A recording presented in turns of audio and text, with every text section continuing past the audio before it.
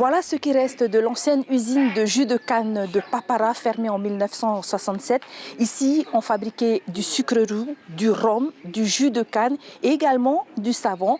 Nous avons rencontré l'un des anciens employés de cette usine. Hubert Royer était contremaître. Il n'avait que 16 ans lorsqu'il a travaillé dans l'usine de jus de canne.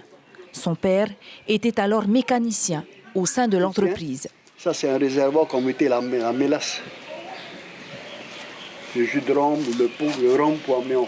Et tu vois les deux engrenages qu'il y a là? Il y a un oncle à nous qui est mort là.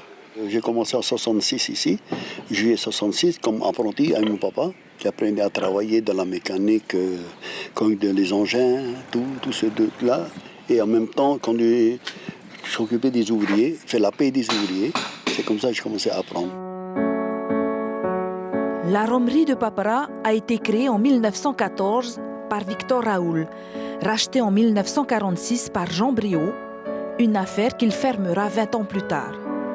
Depuis, tout a été abandonné.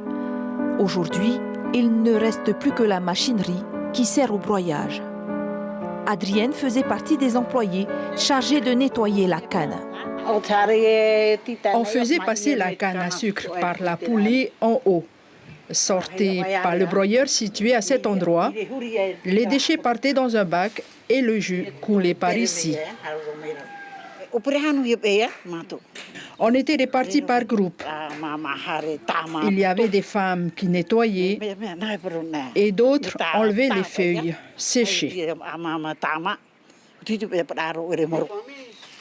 Les employés étaient originaires de Tevayuta, comme la famille Bernardino. Les parents de Gaston ont travaillé à l'usine. Gaston qui connaît toutes les histoires de la société, même les histoires les moins agréables. Ça c'était le four. Là, le four. À l'époque, tu sais, ici, il n'y a pas beaucoup de personnes qui ont des montres. Tu vois, ici, quand tu commences à travailler, il y a une sirène. Hein? C'est une sirène. Les gens, ils viennent.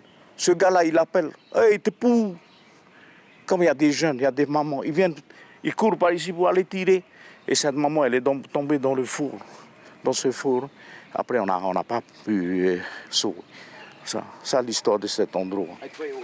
Ces anciens travailleurs de l'usine regrettent qu'il n'y ait pas aujourd'hui de projet de réhabilitation du site. Après la création de l'aéroport de Fa'a, Jean Briot ferme la rhomerie, détruit toutes les plantations de canne à sucre pour laisser place à un terrain de golf international.